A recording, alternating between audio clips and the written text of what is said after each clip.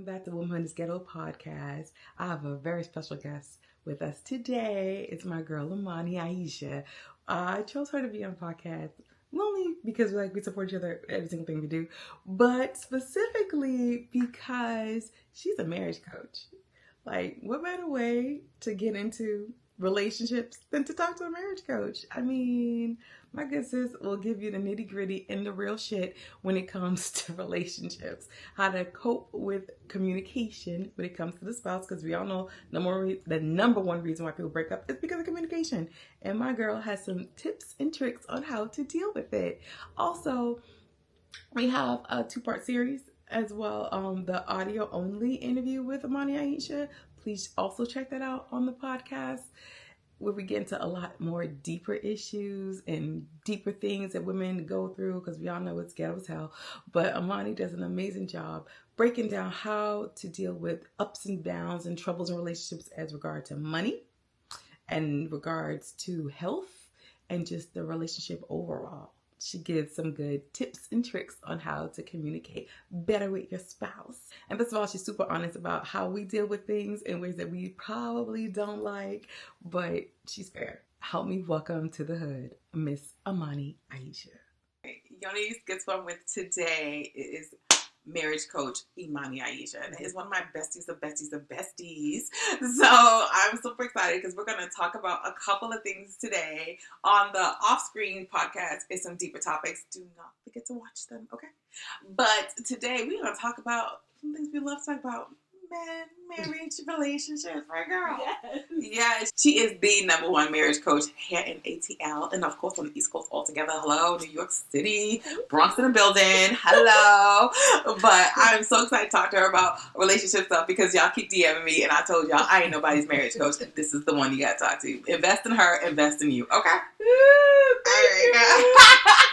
So let's talk about a couple of things. I think one of the biggest topics I have, biggest questions I get is how do I talk to my man about fertility issues? It's a funky topic because I think we sometimes think our men don't know certain things, but it's embarrassing. If I have fertility issues, how do I tell this dude this? Will he understand? Will he leave me? Yeah. Because men are about people are about legacy, but how do you tell your dude, I have a low egg count, I have PCOS. I'm like, what is that?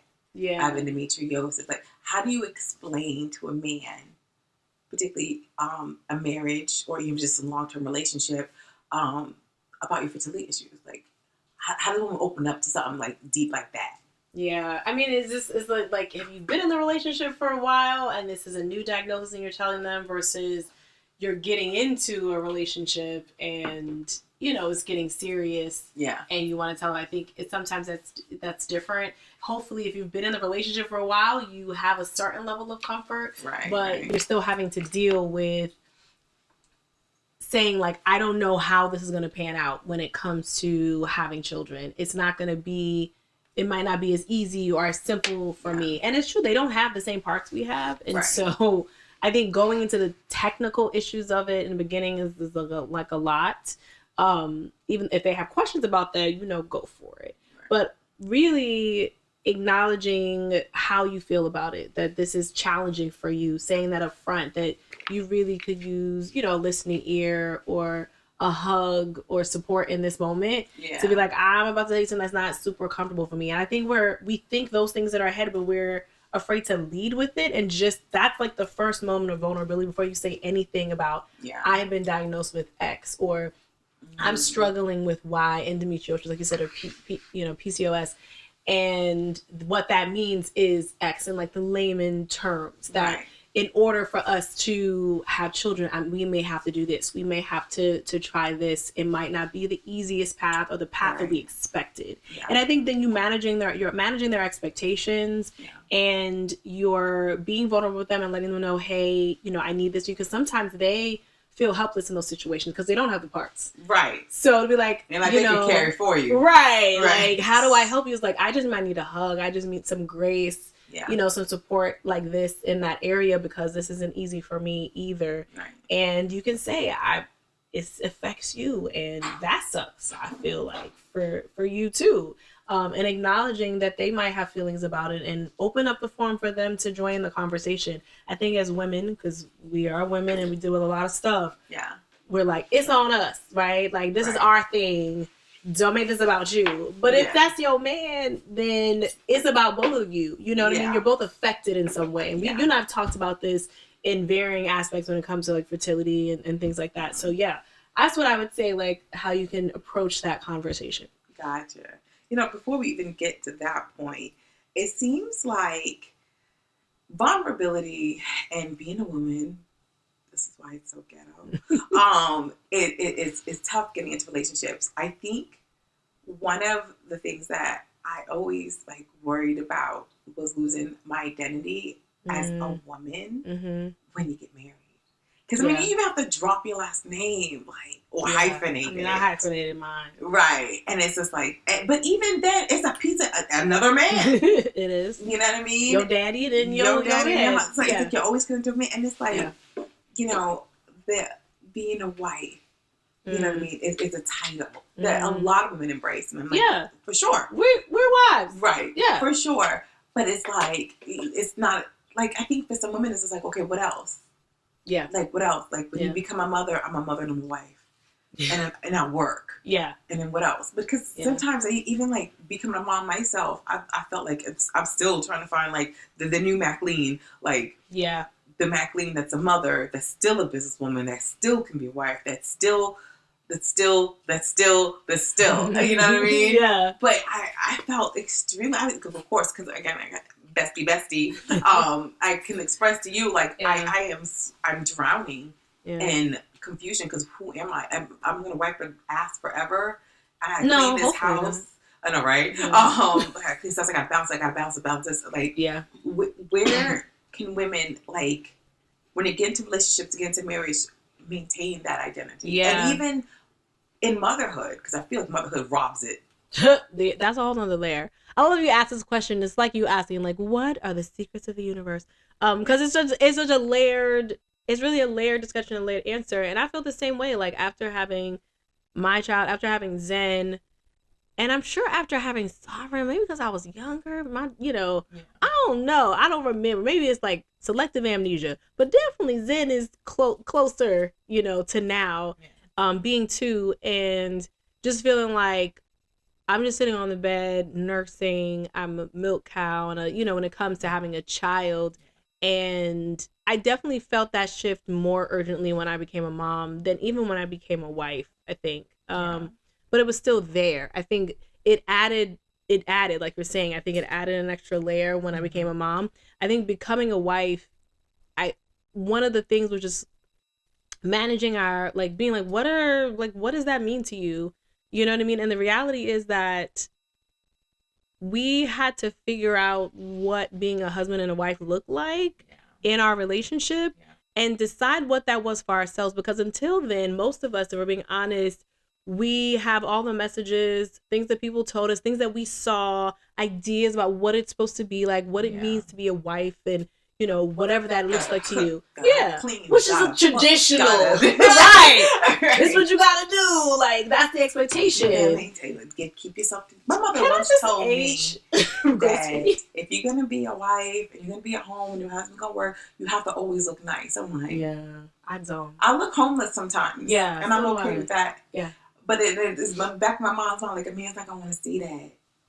Yeah, I want to be like, fuck him. But also, men are visual. But I think they do. I mean, I think if you look homeless all the time, you know what I'm saying? Like, when you go out, when you're in, when you're out, that's different than like, look, I don't feel like, doing it today. And I think there needs to be something said. Halle Berry just came on and kind of talked about this a bit, about how, like, women are not expected to age gracefully, and we have to have, like, we're expected to be like age in reverse and still have it all together. And so when you see a woman who used to look like X in her 20s, and God bless all the celebrity women out there who are being looked at and dissected. This is what you look like then, and now you look like this. You're about to be 60. You know, you look great. You know what I'm saying? Like you're still walking and moving and being active and loving life, and like you have wrinkles, you have crow's feet, and you have cellulite, and you have the things. And I think that our men, just like vice versa, we love them for, you know, they love us for who we are inside,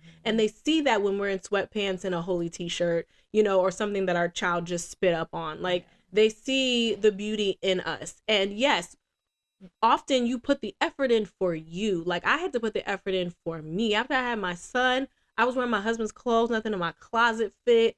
Like I had to say, okay, I'm gonna go to the store and I'm gonna get stuff in my size now that I feel cute in. And I didn't do that for him. I did that for me, but it exuded like, oh, you look cute. And I didn't feel cute. You know what I mean? Because I'm wearing your sweatpants. If it didn't have a drawstring or elastic, you know what I mean? Even t-shirts was looking real snug that weren't snug before. So I was like, man, I don't recognize my own body. And that was, I think it's the quote unquote small decisions that had a big impact, right? And even when you're a wife and a husband, and you have a husband, deciding what are the things that you enjoy and leaning into that. I had someone DM me recently that feels like she's like losing her identity because her spouse is going through something.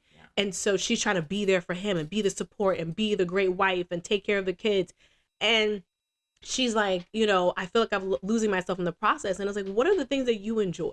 Like, share that with me. Let me know what they are. Even if you need an accountability partner to kind of, you know, come into your DMs a little bit and be like, hey, girl, you said you was going to that sewing class. Did you go to that sewing class? Or, hey, girl, you said you was going to go swim because you love swimming for yourself. Did you do that thing? What are the things that we enjoy? Like, I enjoy, what do I enjoy? I enjoy, like, I was like, what do I enjoy? But I enjoy my time. You know what I mean? And to do whatever it is that I want with that time. And so Mondays are usually my days, you know that. And I take that for myself. And I just take myself out on a date, or I meet up with friends and I do the things that Imani wants to do. Like, what does MacLean like to do? Like, I want to listen to this audiobook. I want to read. I want to have, you know, really loud, ratchet karaoke in my car. Like, whatever it is, it could be simple, but I'm doing it because I enjoy doing it. Taking a walk in the neighborhood, or, you know, going to a bookstore, enjoying good food by myself, like, and taking myself out. So we have to, I think the start, what do you enjoy? What do you like doing? As simple as it is, and fold at least one of those things into your life. Yeah. So that you feel like you. Yeah, so you're not losing yourself for totally. Because it's so easy to, like, because responsibilities start to pile up so much. And then you're just so focused on, I have to do this, and that. Laundry put away. Yeah. The house isn't cleaned up. Yeah. Life is a mess. Gotta go to work. Gotta balance it. What we go? Oh God. I hate that. Right? I need a personal chef. I know, and a driver, and a housekeeper. If I had to choose out of the three, what would you choose? The food. The food. Yeah, I would choose the food. I'll freaking clean my own damn house. Yeah, it's the mental load of like figuring out what to eat, then making sure you have the ingredients, then making the thing to eat. And I'm so tedious. Like, particularly with the vegetables, I have to chop them up. And yeah, can I buy frozen? I don't like frozen ones because they're not going to be the way that I like. And it's like, but then I get so angry. I've gotten so angry that I had to chop up vegetables. And I don't have a picky toddler that don't want to eat what you want. Right, that part. Like, do you know how much effort I put into this meal that you're like, all done, get it from my face. What are we doing? You had it, like, you licked the plate. Fast. Because when you're hungry enough, you will eat it. Yeah. Until then, you fast. Right. And it's good for the soul. Oh. But yeah, no, you're right. I think I would choose that too. It's just a lot in terms of like, responsibilities never end. The to-do list never ends. And so I think knowing that, that's what makes me feel like I lose my identity, because I cannot learn to balance. I had to learn. Yeah. I can't. I had to learn to balance it, but it was so overwhelming. Yeah. Well, how'd you learn? What'd you do? I asked you. Girl. Like you said, you need to take some time. I said, I got a day, figure out a day in your schedule. And I'm like, yeah. And it was tough because it was just like, the kid was at home half the time with me, half the time in daycare. Mm-hmm. And then And then my work schedule was out of control because it's like I could only work between times that she's just taking a nap. I remember that. Yeah, I would wake up like 4 o'clock in the morning. I was so tired. And I'm like a zombie and then grouchy. And it's bothering me and snippy. Yeah. Snippy. Then your man is like, what's wrong with you? Right. Everything! Yeah. Leave me be. And it's finding that balance and like really trying to find yourself, but sometimes it can be a clash. Yeah. You know? Yeah. As I've told you, like I have a seizure disorder and the medication that I take is built like it is just, when I say that thing, like having to adjust, and the doctor has warned me that it's going to take about 3 to 4 months to adjust, which is insane to me. And moods were wild. Yeah. Wild. Yeah. And I felt like I couldn't recognize myself at all because I'm angry at everything beyond the chopped vegetables. Those vegetables, though, but yeah. The dog like making little pitter patter irritates me. Baby screaming. I think my man was on some mode. Like, I don't even want to ask you how's your day going because I just might explode. Yeah. Like literally. And finding a way back, like I think the biggest conflict we had was, do we need therapy? Yeah. Do we need, and it's tough because you said, it couldn't be you because it's a conflict of interest. Right. But like, how do you know when? Because then it's like, he was on some more. I don't know if we need therapy. We just like, you just need to calm down. I'm like, what? Just calm down. Yeah, right. And now my head is exploded. But I think it's very much a cyclical thing because I get that, like I even like that irritation, but I have to be aware and recognize it. And for me, it was coming because I didn't have things that were my own. I think we are more prone to be irritable when the things are stacked and then we have no breathing room. So now we're about a bomb about to go off. You know what I mean? We're a powder keg, and then somebody comes and lights the fuse or lights next to the fuse, and it's getting there, and then you blow up out of your children, and we feel bad about it, or our spouse and we feel bad about it, or our partner, and it's like, dang, like. But I find that I have way less of that because there's a piece in me. And even if you don't have a day, I think it's the choices. The to-do list is always going to be there. So I say that to myself, and sometimes I say it out loud. Okay, I don't have no shame in the game. The dishes can wait. Like, so for some people, they can't wait. I'm like, you're making a choice. But you don't. For me, I just can't leave the dishes in there. If you need a nap, take the nap. The dishes will still be there in an hour, and you can wash them or put them in the dishwasher. Yeah. The laundry is clean and is dry. Then maybe you don't need to fold it. Maybe you need to take that walk and get a fresh air. I make those choices for myself because I know all the stuff is still going to be there. Yeah. You know what I'm saying? The responsibilities ain't going away unless you have a housekeeper, like a team that just comes in and like little fairies and just fixes all the things and makes it better. Right. But, I'm like, nah, I have to. Those are those moments where we get to choose ourselves. And so, unpopular opinion, if we're not making any effort to choose ourselves, we need to look at ourselves. And sometimes we look at our partners like, you need to do that. I'm like, you need to first choose yourself, and then maybe there's a request in there that, look, I need you to give me some time. I need this day. I need these few hours, whatever. But if you're not choosing yourself, then you're just existing. You're choosing what you have. Right. You're choosing to kind of be in this space, and it's tough. It is tough because I think when we admitted to like, all right, we need some help. Yeah. Because it was literally a clash, and then again, toddler. Like, again, life don't stop. Bills keep coming in. Somebody got to feed everybody. Right. And then it's like, breathing room. Exhale. And then it's like, what happens if your spouse resists? What, to get help? Yeah. That happens often. I think. Do you just do it by yourself and then hope they come in eventually? Or, because, like, for you as marriage coach, do you sometimes just speak to one spouse? Mm-hmm. I do. Is it usually the wife? I do. It's usually the wife. It is. I have had a few husbands over the years because I've been doing this for 7 years now. So I've had husbands over the years be the first one to come to me and say that their partner or their wife is the one that is resistant to this. And they're coming to me hoping that I can make a shift. But a lot of times it is the wife. Sometimes that partner isn't ready.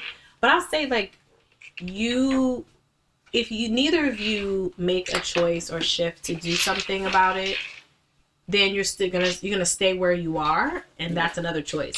if one of you says, I'm gonna be the catalyst, right? I'm gonna get this thing started. I'm gonna get it jumping off. Right. You at least have support for coping through whatever's happening in the relationship. Yeah. You have new techniques to approach your partner that are most likely, when I talk to you, this is gonna work better than what you're doing. Because I can hear you, I'm listening, you're doing this. Right. And you're getting this result. And I get it. I've had the same thing in my own marriage. I'm like, I'm approaching it this way.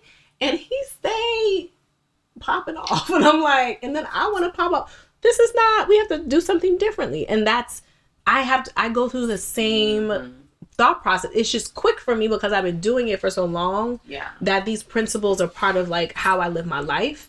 But it doesn't mean that things don't go awry, but we know when to give each other space and stuff like that. It's okay if one person's ready and the other person's not. Maybe the other person comes on.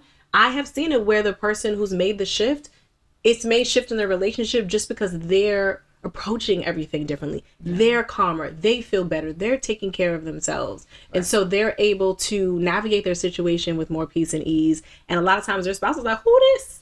Where this come from? What's happening? Why you sound so nice? Sometimes the skeptical like, what is this a trick? Like, you know, like you know, you trying to get me, you trying to like this don't sound right coming from you. Like you too calm, like do I need to sleep with one eye open? It's like no, because they've been working on self. And sometimes they see that. I'm like, okay, they get nosy. How this happening? What's going on? Y'all talk about in therapy. Right. And that's great. You know, the thing is, like, I think a big part of what I needed, particularly dealing with seizures, because my body gets so sore. But if I have like a bad one and I can't do much, like I'm extremely tired, I would get sleepy and I can't really move, like that type of stuff. But I'm so independent. Like I do everything. I had to learn to ask. I had to learn to ask for help, but then it's not done perfectly, and I'm just like, never mind. Like, I'll do it. I'll do it myself. Like, how do you get to the point where it's just like, all right, I need you to do this. Like, for something simple as take the laundry out the washer, put it in the dryer, and then just separate it. I'll fold it, but just separate it. And then next thing you know, it's separated, but it's like you just threw everything on the like, bro.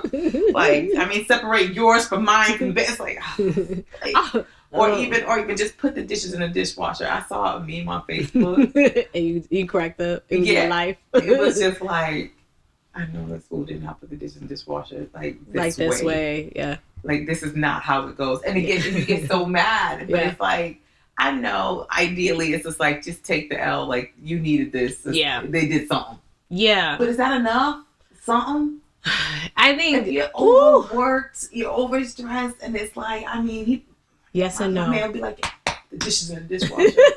Proud. So, like, I did that. Yo. Proud. Dishes done. And I'm like, laundry ain't done. Car ain't cleaned out. Diaper bag needs to be taken out. I guess I'll do it. And he's just like... Dang. It's never enough for you. Yes, and then boom, here we are arguing. Yes, I know that. I know the cycle. Like, it's you never just said enough. you wanted the dishes done. I wipe the laundry out. It still needs to be vacuumed. Did you take out the trash? And it's like looking at me like, why are you so psycho? I can't do anything right. And these are phrases I've heard. You know, so I get it. You know, and yes, he's recording it. He's like, hi, babe. Ooh, ooh, ooh. I was like, I ain't even looking at him. You know, but on my phone. But how do you deal with it? I remember when I was like, okay, Oz, I'm gonna leave the kids with you because I'm gonna go and do the things I need to do. I'm gonna take a walk, blah blah blah. And sometimes I come back and I'll be like, so did they eat? No. Did you eat? Why? They didn't ask me to feed them. They didn't act like they were hungry. It's been like 3-4 hours. Like, you know. They need to eat, you know what I'm saying? Like, it's kind of common. I shouldn't have to tell you that they need to eat. Like, in my head, like, feed them. Like, why his diaper so thick? You know what I'm saying? Like, did you change his diaper? His diaper got changed when you left. When I left and I changed his diaper, that's when the diaper got changed. And it's one of those things like, okay, I get there, my kids are still alive. They've probably been snacking on something. Right. It's fine. And I have my time. And I can... sometimes approach it more amicably, and I think That's one. So there's things that I need to let go of. And then am I communicating to him what I need? Like, hey, you know, for the laundry thing, like sort it. I'm like, oh, I thought you meant sorted by colors, not by person. Okay, so now we know we're going to sort it by person. You know what I mean? And you remember this. Am I clearly conveying what it is in need? And I know it's frustrating because you're like, I shouldn't have to say these things. Like, we're all grown. Like, why can't you just like do it? Yeah. But it's not always like that. And sometimes it takes one moment of just saying it, and then you can have, hopefully they get it, you have a shorthand. And it goes both ways. Sometimes they ask us to do things and we don't do them the way that they want us to do them. They get frustrated and they do it. You can say so. You can say so. And you want to be acknowledged for this stuff. Because how about you came home, you made a meal, and it was like, you was like, babe, look at this meal I made. And they're like, yeah, but like, they know the chicken ain't fried hard and there's dishes in the sink. You didn't take out the trash. Like, you would be like, oh, hell no. So I'm like, a lot of times we, as women and as men, we get stuck in these spaces where like we have expectations for them. Yeah. We hope they do things like that. And then we don't see what we're doing because we're all human. Right. And so I think when we realize that, we're able to give each other more grace. There's things I do that get on my husband's nerves, and things he does that gets on my nerves. And we're able to give each other grace because we know we're both human in some way, shape, or form. Perfect. So yeah, I think you do have to ask. You as your first point. Sometimes you have to ask, and a lot of times the men don't ask stuff of us. They need a lot from us too, and they really don't ask. Like, you need somebody to vent to. They don't ask. Your man ask? Yeah. So he asked. He was like, "Babe, I'm struggling right now. I need your help." It takes some, a catastrophe. Yeah, like literally. We're about to lose our house. Right. So, I mean, there's a lot that led up to us almost losing our house, and I was like, I got this, but now I need you. You can sense their stress. Like, you all right? Yeah. Like, am I? You think you shouldn't unplug? I'll be telling like, you need to unplug. Just take it there. I'll take the screaming toddler and we're just gonna run outside for a bit till she wears herself out. Yeah. Go chill. You know what I mean? But yeah. And you feel like he deserves that. Yeah. Don't you? Of course.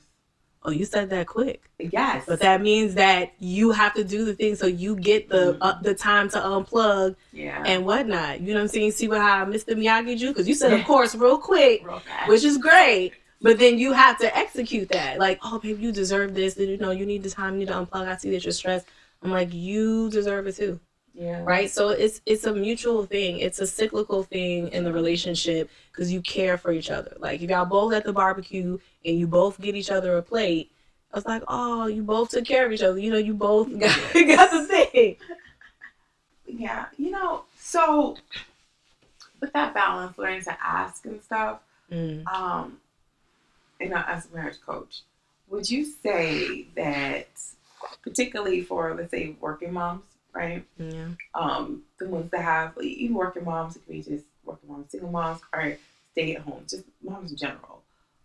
Trying to balance the relationship needs, because sometimes I always feel like it's unbalanced, it's unfair. Like, what if you want to just not do something? Like, for example, like, say I'm a full-time mom, a full-time working mom, and I'm like, yeah, I can't do both. I want to just be at home with the kids, right? That's a big decision. That means that's an income change. Yes. That's a lifestyle possible change. Like, how do you approach that conversation with your spouse? Did you just say, did you just tell them I'm doing it? Or is it like, because it can be too much. Like, I think we have to get to the point where it was just like, all right, either she goes to daycare full time or I don't work. Yeah. And then it's just like, well, daycare full time is going to cost this much. So then you have to work. So then, but like, where's the balance? Or I continue to go crazy, right? So it's just like, well, a sacrifice to come from somewhere in that conversation. But it was a hard conversation. I was like, well, if she stays at home, I cannot continue to wake up at 4 a.m. and then be up till 4 a.m. again. Like, and then trying to cook, clean, manage my health and all the in business. Like, it is impossible. So we had to figure out, okay, so this is going to have to be a sacrifice for you. But like, how do you approach that? Because I think my biggest fear was just like, well, if it's what she thinks she's just going to be at home, I'm going to go with this. And I'm going to watch you have to just take on so much. Like, How do you do that? Yeah, but you're also, again, everything's layered, right? You're also taking on stuff, right? So even if you're like, I'm not, motherhood is a 24/7, like multifaceted, like position and responsibility. And so I think it lends itself to the fact that when it comes to working and money, which we do need, we've already gotten the messaging that we're supposed to put more value on that, right? Yeah. So especially men as financial providers, this is like ingrained in them. Like, this is how I add value to this relationship and to my family. Right. And that is true. And other things are true too. There is more value in that you add to the table in addition to providing money. And if you are a woman that's at home or just makes the decision to be at home with the kids and do the home stuff, that adds value. My husband and I had this conversation several times over in different stages in our relationship, because it's been, at this point, 16 years. So it is important, I think, to know that there's going to be pivots in several points of your relationship, and do what makes sense. What worked when you were in your 20s and when you didn't have kids, things may have to shift when you have kids. Things may have to shift again when your kids are older. We are constantly pivoting, and you have to kind of get in the mindset that will happen. But I will say that we had this conversation, and he was like, the fact that you're home with the kids allows me to work. I value this, because if you weren't here, oh my God, what do? Hire a nanny, put them in, in this school or in this program. And when we homeschool our kids and we have to completely change that, what would we do in this situation that would actually be helpful? And so, like, we talked about value. The value that we both bring to the table, money and otherwise, just so that we're hopefully on the same ground, the same page about that. Because that's one of the biggest things that's like the mind, like, oh, you know what I mean? Because you bring in the money. Now, the other coin is we need money, right? Bills have to get paid, things have to get done.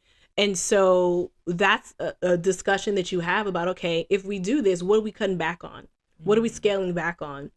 Because sometimes it's a decision that you make, you don't always like it. It's not always a neat bow. It doesn't always feel good. Sometimes you make the decision you have to make in the moment, and you see what it is and you tweak.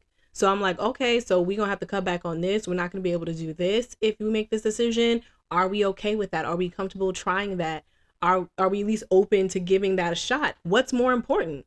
Is it you working or not working and having one income and then scaling back in this way? Or what? Because I definitely scaled back, in my business when things went up with my homeschooling with my child as she got older. And so I had to serve people in a different way. I didn't have the same bandwidth, same energy, same time in my schedule.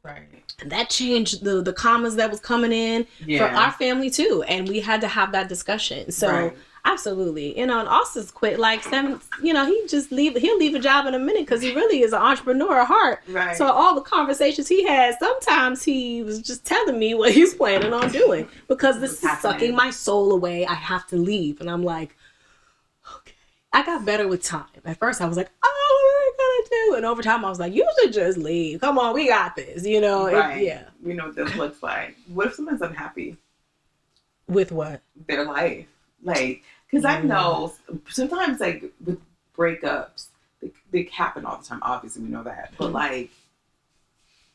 like an unhappy wife. Girlfriend. You're unhappy because, not necessarily the relationship, but you're unhappy because it's just, you're overwhelmed. You're unhappy that the motherhood can make you extremely unhappy because it's overwhelming if you don't have sufficient help. Working a lot can cause stress in a relationship, particularly like if you have corporate careers, running businesses, it can suck a lot of it out of you, and then you just are unhappy. How do you approach that with your spouse? Because again, sometimes it's what made me unhappy particularly was just like I was overwhelmed with trying to balance my work life and being a mother. Like that was, and then my health issues just like whooped my ass. And I'm just like, I am not happy. But this was not enough for me to be like, it's over. Right. You know what I mean? But what if you're there? It's not necessarily like I don't want to leave you, but I'm just not happy. Like it looks like without you, maybe this will be easier. Girl, ask some single moms and things. I don't know if that's true, right? Like, when we really think about it, like, then I would be like that woman on that thing when they have like 14 kids and they got a divorce or something. I was like, well, you have to live in this house somewhere. We have to get another wing. Is that the one with the shower? Yes. I was like, there's no way you help me make these kids. Right, you ain't gonna. We're gonna build. We're gonna have to have a wing. We're gonna have to have some ground rules. But you will be on the ground, like helping with this. Tackle that. I deal with overwhelm too for the same reasons. I think because, and this is a big term nowadays, so people I think will get it when I say it. And like the mental load. Yeah. Not realizing how much we hold for everyone who isn't us, how much we hold for children and in-laws and organizations and spouses, because there are jokes about it. Like, I was just talking to a friend. She was like, how come when you go to the doctor, I gotta go with you? Like, well, what happened with me and what happened on my left side of my kidney. And so I'm like, I'm restoring all of this information for all of these people. Right.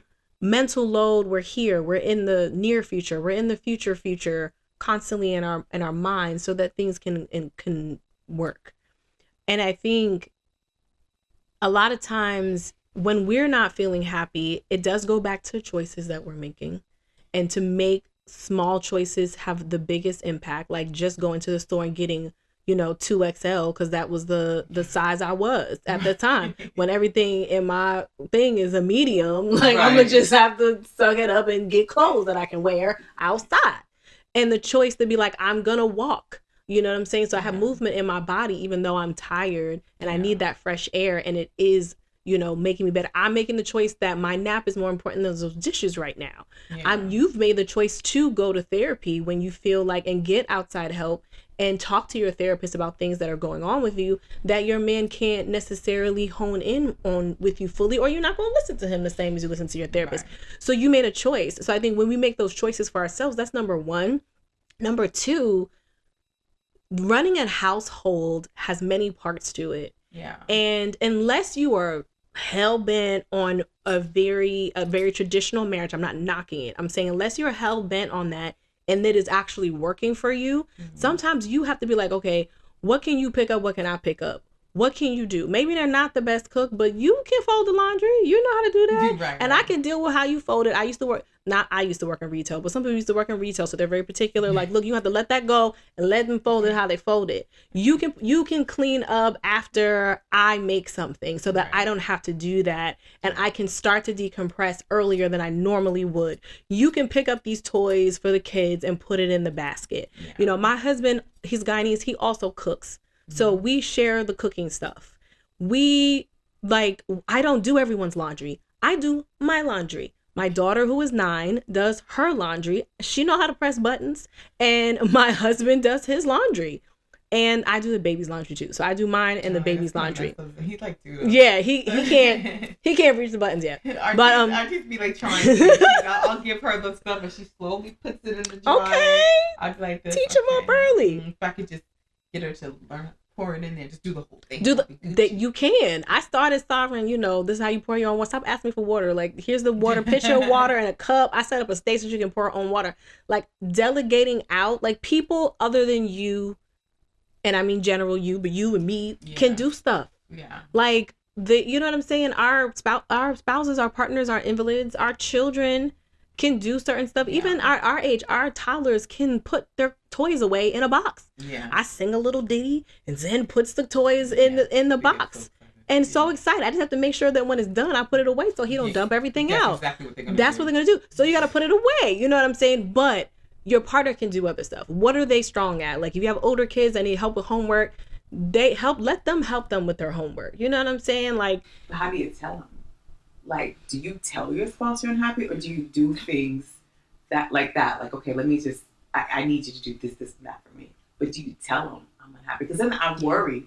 Like, if you tell your spouse I'm unhappy, like, so you trying to leave? Dang, we're going right there. Right. I'm like, but you're not always going to be happy. You're not always happy with, your mom or your dad or your brother or your sister, and that's family. Like, I don't know where, the mindset of like and again, these are messages, and I get that we all have them, and some we internalize of like, oh, so, that's probably always supposed to be happy with the situation. Like, we'll have some conflicts here and there. Like, no, there's times when you, like, are we done, Negro? Like, like, I don't want to do this like this anymore, which is usually what that means. It's not like I don't want to do this. It's I don't want to do this like this anymore, which means you have the opportunity to shift things. So, yes, share with your spouse. We talked about vulnerability earlier. Yeah. But you got to share with them, like, it's not just you. I would start there because defense mode will come up. Yeah. I would be like, it's not particularly about you. Yeah. I'm struggling with overwhelm. It's a lot going on, as you know.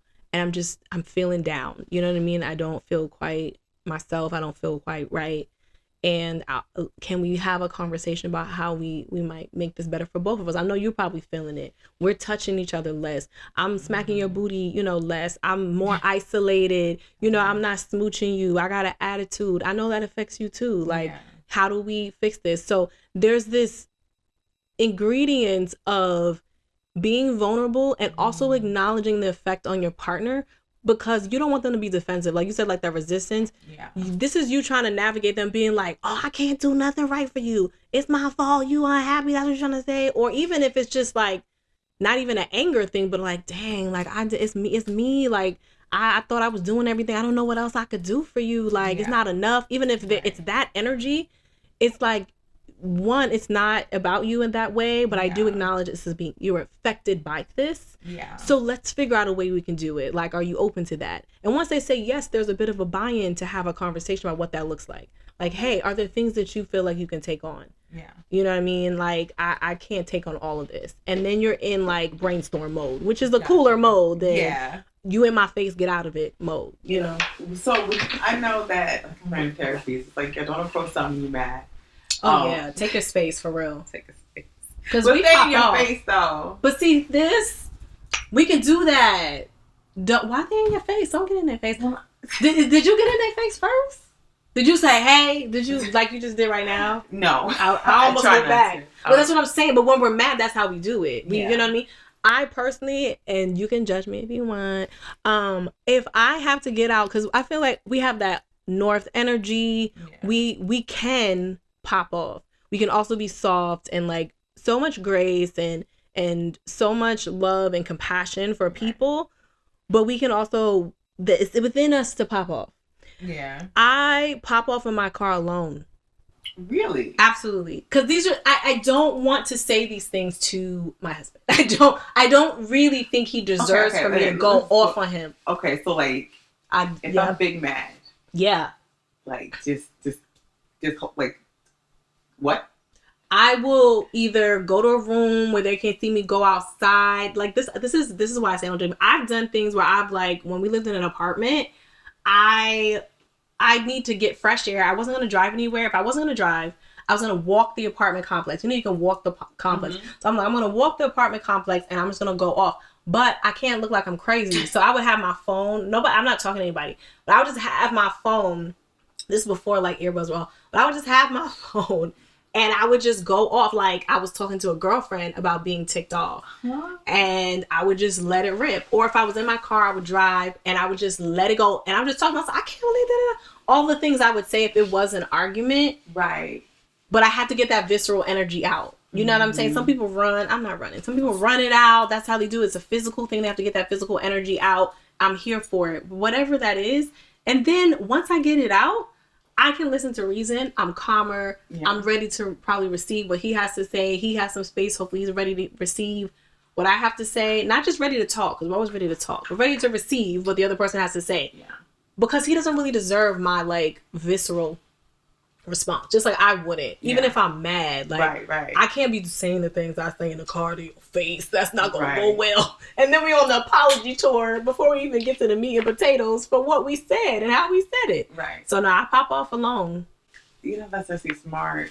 Or like have someone to talk to about it, particularly if you're mad. But I had to learn like just relax. Yeah. Just relax. My biggest issues when I'm having conversations is I don't like someone like you did this. I don't talk like that. Mm-hmm. Like I'm not gonna say you did this. You did this. I explain. This is how I feel. Mm-hmm. I am this. I learned many moons ago. Yeah, I was gonna say that. I know that. Yeah, it's good. Moons. Yeah, But if you do it to me, I don't appreciate it. Yeah. And that's when things get thrown. Yeah. And like, yeah. And it's very hard. But then I get that's a good point. Like literally just like, you know what? I'm gonna need 10. In a simple way. Because then sometimes I would say, like, I had a conversation with my sister. She was like, yo, like, if I'm having like marital conflicts and not even big issues, she feels like she can't express it to certain people because then you sound ungrateful. Like, oh, okay, so you don't put the dishwashers in the way that you like. You don't separate the clothes the way that you like. Like, oh, big issues. I ain't seen my man in about 4 weeks. Like, you know what I'm saying? So it's like, everybody can afford therapy because therapy's pricey. Not everybody can afford a marriage coach. So, like, in the meanwhile, before you get to that point, like, what if you come back in your house and you still mad? then you didn't spend. You need more time. That 10 maybe needs to be a 30. Like, even if you say give me 10, it's like I'm still not there. You're not there until you're ready to receive. Sometimes you have to sleep on it because I've just felt that whole thing about never go to bed angry. Sometimes you're tired and you have a headache and if things have been going left, you're not thinking straight. You need to go to bed first and you need to sleep and you need to rest and see if you have clearer vision in the morning. And, ready to, and we've done that. We've had to be like, okay, we're going to have to pause this because I'm tired and I can't, we can't. So let's go to bed. In the morning, we exhale, hey, you ready to talk? And then we can have a conversation.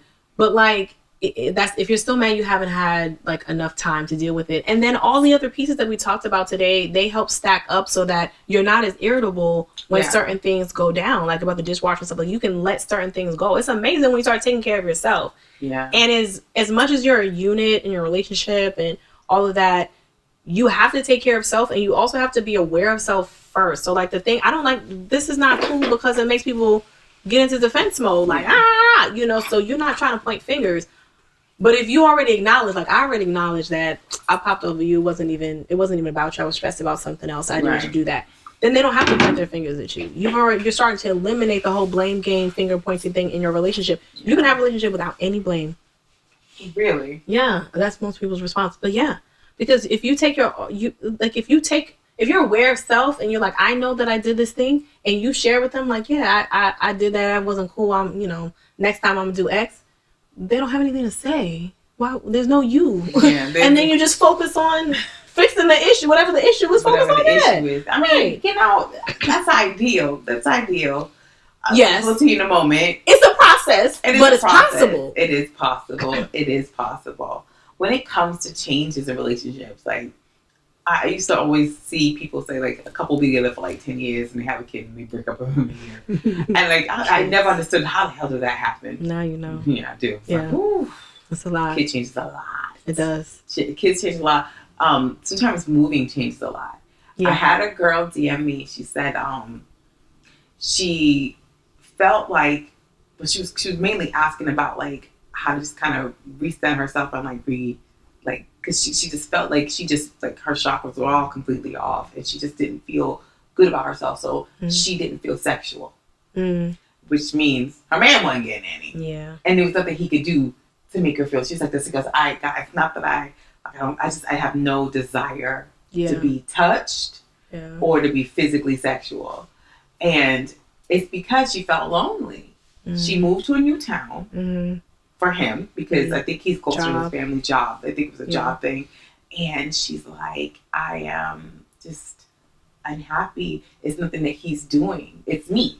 Yeah. But I don't know how to just get that. And then my response was like, because for me, it's about like really giving yourself the time to release and rebalance. So that's a big thing for me, is release and rebalance.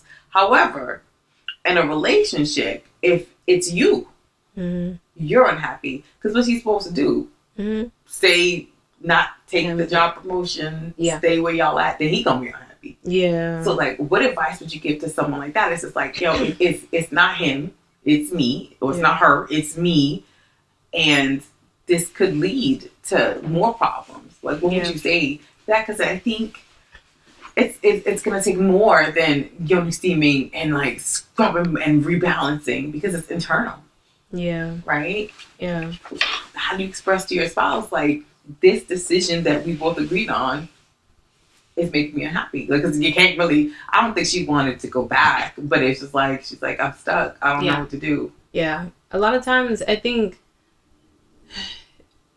sometimes we do have to sit in a state of unhappiness.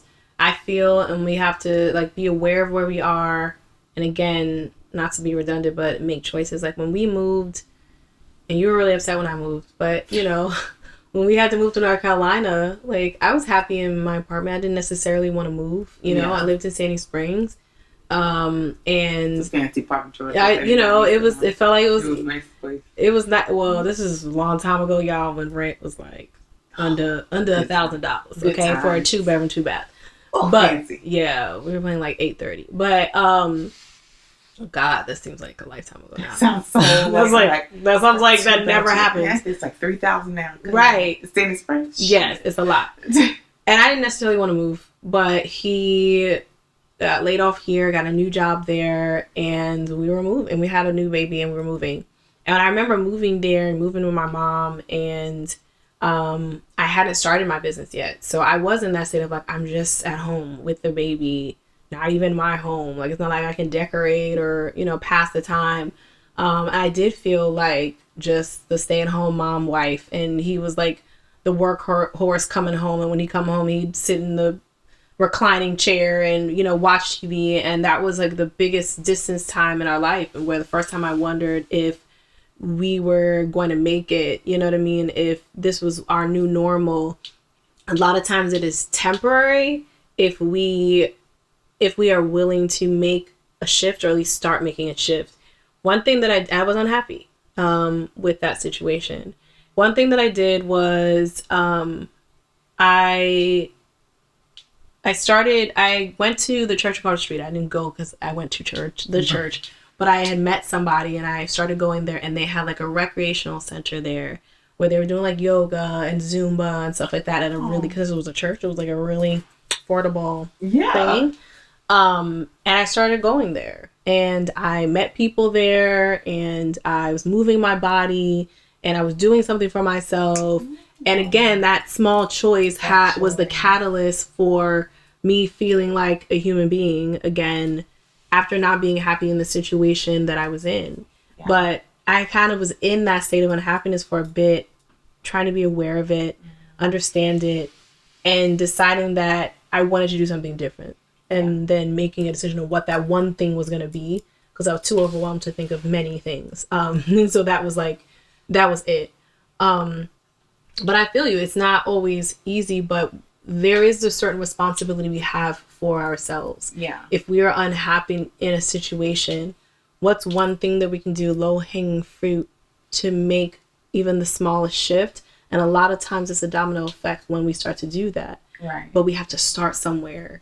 Because again, this is affecting you. You're unhappy, but it's also affecting your spouse because you're not there. Either you're not being sexually active, or you're not wanting to be touched. That he's feeling probably helpless because he doesn't know what to do. He can't make you, do anything.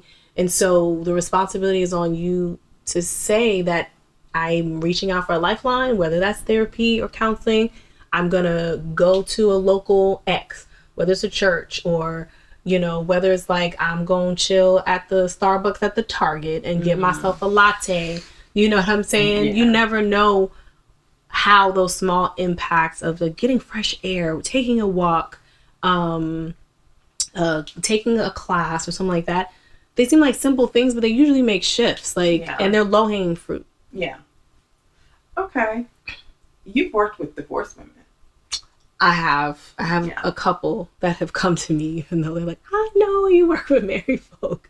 But I don't kill my soon-to-be ex-husband, and we have kids and things like that. Yeah. How does she recover?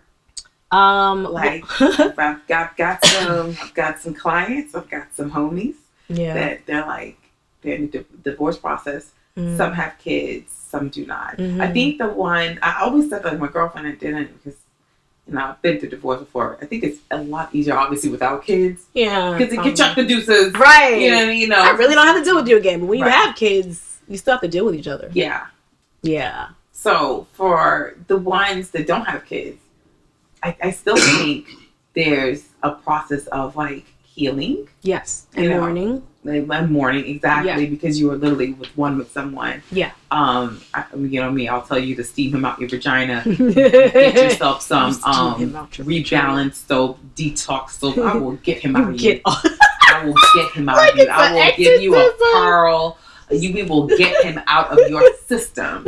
I always said, because I think you untying soul ties. I untie the soul ties. Okay. I will break those twin flames. I will do it. We will do it together. We will be out of your system. I know that's right. One of the things that I did when I broke up with my ex-boyfriend was I redecorated my apartment. Yes. I did. I am one of those people, like when I'm done, there'll be no more pictures that I'm going to hold on to because gone. Yeah. Yeah. Like, and because if you come back, then we have to restart over anyway. Yeah. But like, I made it your own. I did. I redecorated my apartment. I was like, anything that was of him was gone. If I wasn't sure if I wanted to get rid of it, it's still in the box, out of sight, out of mind. Yeah. Because it's like I start new here. Yeah. Right. Yeah. I start new here. For a woman without children. Yeah. Again, I will get you out of your box. But like, I think that renewal, because I think when I moved out of my first marital home, it was just like, I remember stepping out and I looked at it like, how the fuck did I get here? Yeah. Like, I gotta change my last name. That means my deed. I'm no longer this, and I'm just. But I'm not McLean that I was before. Who is this? Yeah. And redefining that, and then moving forward and trusting that you'll find love again. Yeah. There's that, but it was just the whole, just this new person. Yeah. This whole new person, because I got married when I was really young. I mean, I started with the same person from 18, and by 25, I'm like 18 and 25, 26. Those are two different people. For sure. You know what I mean? And I wish I could talk to 25, 26-year-old McLean, like, girl, please, believe me, boo-boo, you be fine. You will be fine. Hopefully it's coming up soon. But it was like, I did not spend enough time, I think, between relationships to just refine her, because I fell into something else way too quickly. And then it's like, it took so long for me to actually find McLean. Yeah. But there was no ties there. I think what happens with women with children with a man, you gotta keep seeing this. Yeah. And I have a person I know that they're just like, I get angry every time I see him. Yeah. And it's not that I hate this person, but it's just like, yo, how did I end up being that? Now we have a kid. I'm happy with my kid, but I freaking, like, I feel like I hate him. Yeah.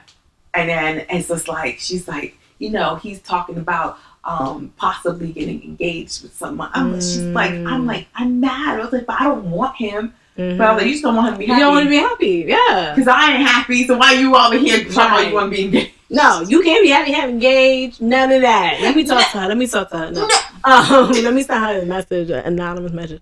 Don't do that. I'm just saying stuff. But no, I think there's something to be said for the physical part of detoxing as well. Like, this is why some women do cut their hair. They make a physical change, like, purifying your body. Sometimes you're fasting. Like, that is, I think, part of the healing process, part of what a lot of women may neglect but need to consider in, deciding who they are again and starting anew. It's a mourning period when you do that, because you didn't get married to get divorced, as they say. And so you've pictured a life together. And so you're mourning the life together.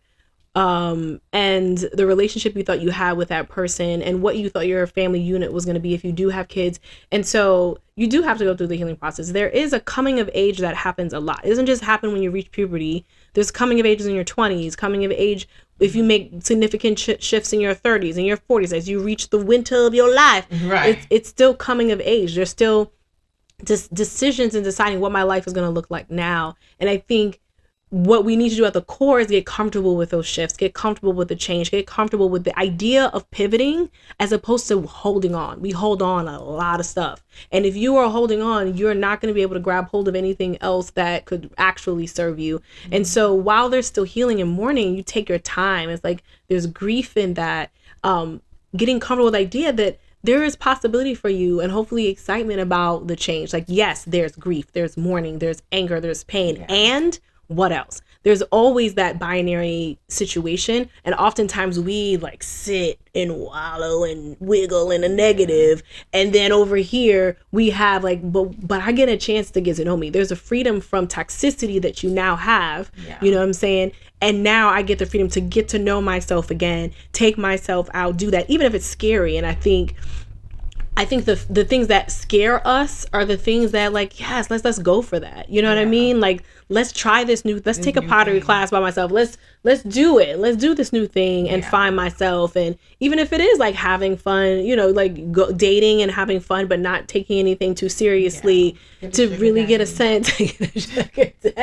But like, I think there's still that excitement in that shift and that change. And you know, one of the things that I did when I worked with a couple of divorced people, for me, they did have kids, and she couldn't stand him, and she didn't want to talk to him ever again, but they had like really small kids. It was like, we're just gonna together. I was like a mediator, like make a plan together for you to move forward amicably.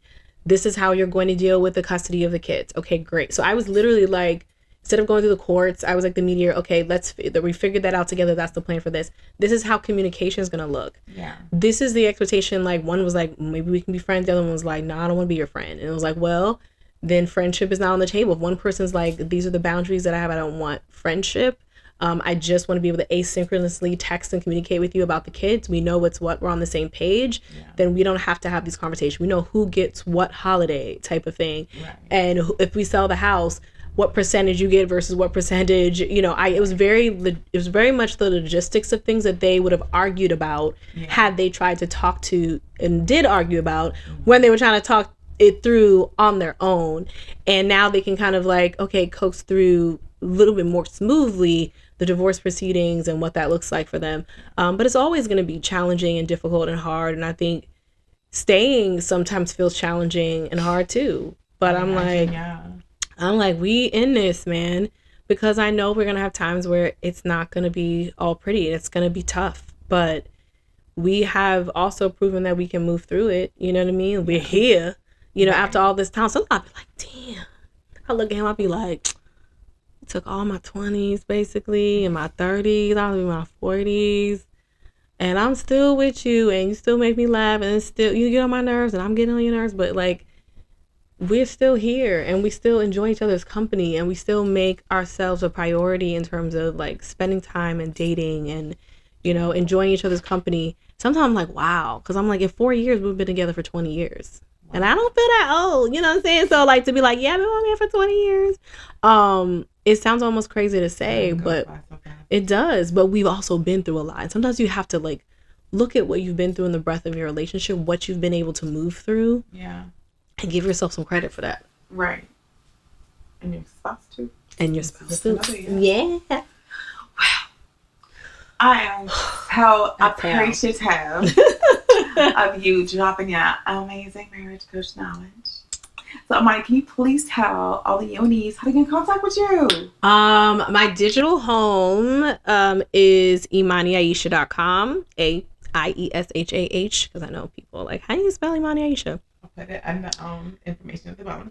Yes. But my digital home, like social media home, I live on Instagram. So that's at Imani Aisha. You can connect Imani at ImaniAisha.com if you want to drop me an email and drop me a line.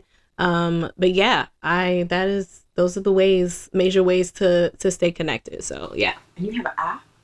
I do. I have like an app. I have a membership called The Marriage Culture. And so it's basically a marriage coach in your pocket. You can access it on your phone, your computer, your tablet. Get those nuggets, 30 seconds to 5 minutes, because we're busy. Fold into your life. Marriage nuggets, techniques, date ideas, inspiration, motivation sent right to you on your phone. And some access and time with me every month as well. So, so you get all of that. So would you say someone should reach out to a coach even when things are good, or do you wait till it's bad? Most people wait till it's bad. Yeah.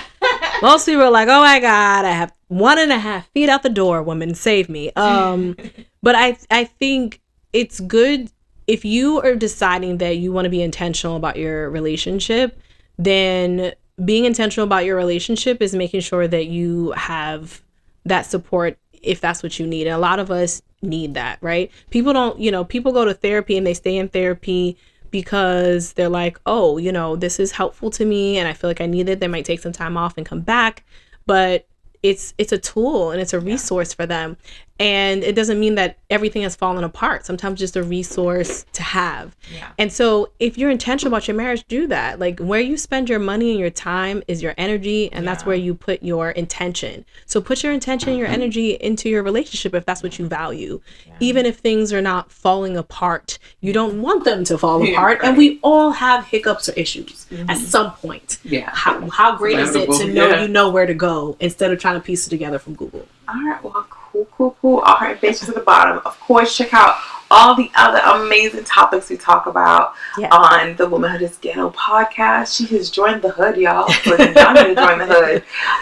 So again, I appreciate you. Thank you for having me. I appreciate you because God knows I was mad as hell when I couldn't get the other stuff together. But y'all check out the audio interview I have for this part 1 and part 2 that comes after this one. It's really deep. We talked about a lot. Just grab your tissues, y'all. It's a lot. But I so appreciate you dropping your knowledge. Thank you. Check her out, Imani Aisha, on IG. That's her digital home and her website. And check out that app. It's pretty cool. And her newsletters are good too. Real good tips. Thank you. Thank you again, boo boo. Thank you, love. All right. Don't forget to subscribe. Imani, so remember I told you I can get them out of your system. I can get them out of your system, okay? So I'm going to gift you with the Just Balanced one. Oh, so you've tried the oils, you've tried the steams. The I've had the tea. I don't even know if you still sell the tea. I had the shower bombs. I have things that from the OG that I don't even know is still on your site. I know. I took the shower gel. Let me explain about why I don't. It's because people are like, why don't you do the shower bombs one? Because I told you, people have been making me mad, okay? Because I make these by hand. I know. And then you have people who have like the slightest little glitch because they're heart-shaped things. Yeah. Oh, the piece broke off. I want a full refund. Bitch. Really? Okay, you know what? Then no one gonna get nothing. Nothing. I don't even sell the gift boxes anymore because I do not appreciate a little it's gonna be in the shower. Yeah, it's gonna dissolve. She gonna tell me I can go to Victoria's Secret with a Bed Bath and Beyond. Go then. Wait, that's why I don't sell the bath bombs anymore. That's like that meme that was like they laughed sarcastic like, ha, I'm so devastated. You know? I'm never coming back. Oh gosh. No. Yeah, but 2 people got back. But anyway. Yes. Because I am about balance. Yes, I'm here for it. But cleansing and rebalancing is good. I love this scrub. It's a turmeric scrub. Yeah, I love the turmeric scrub. The turmeric scrub, people get worried that their skin's going to turn orange. I personally make sure that you don't turn orange. Yes. Because it's infused and it's not actual turmeric on the skin. That's what makes you turn orange, by the way. But I want you to give this a try. Thank you. And it's the newest Yoni Mac product, which is the Just Balanced Turmeric Yoni Scrub. It is very good for detoxing, particularly postpartum. Yes. I used it so much when I was in the trial period of trying to see how well it worked. It helped me so much because my stomach had gotten really dark after I gave birth, obviously. And then it lightened up the stretch marks. It was the darkness. And then I had to have that hernia surgery. Yeah. And I felt like it was like holes in my stomach. It's everywhere. It's everywhere. My husband used my heat. I'm like, why is it less every time I get in the shower? He uses all my Yoni steam. I don't know if I'm should say that, but it's true. He just uses my Yoni steam product. I use his beard oil on my hair, so whatever. No, it smells good though. Yeah, beard oil smells really good. It does, and I use it on my hair. So it's for hair, and you use all my stuff. Which one? The black-owned. Black-owned. Yeah, this is a black-owned homemade beard oil. She just had a baby though, so I don't know how much. Life is lifing. But I'm like, I use that, and he uses my scrubs. But that one also comes with the wash. The gel. A lot of women are really sensitive down there, so this has there's no fragrance in it. Oh, okay. So it's all natural, 100% turmeric. It's very good for, again, rebalancing, obviously. Don't think that you'll put this on and smell all sexy. It's not going to happen. It's just literally, but you won't smell like turmeric either. Not the turmeric. No, it doesn't. Yeah. It doesn't smell like turmeric. I've used the scrub. It doesn't. Yeah, it literally is just, it's body soap, very sensitive to the yoni area, obviously. And again, it's good for balancing the skin tone. So those are for you. Thank you. For you. If you watch the video, make sure that you go on the Yoni Mac website, subscribe, and if you want to try these out, just make sure you put the hood as your checkout code, and you should be good to go with the extra 10% off. Yes, smash that like button. No, All right, don't forget to subscribe. Bye bye.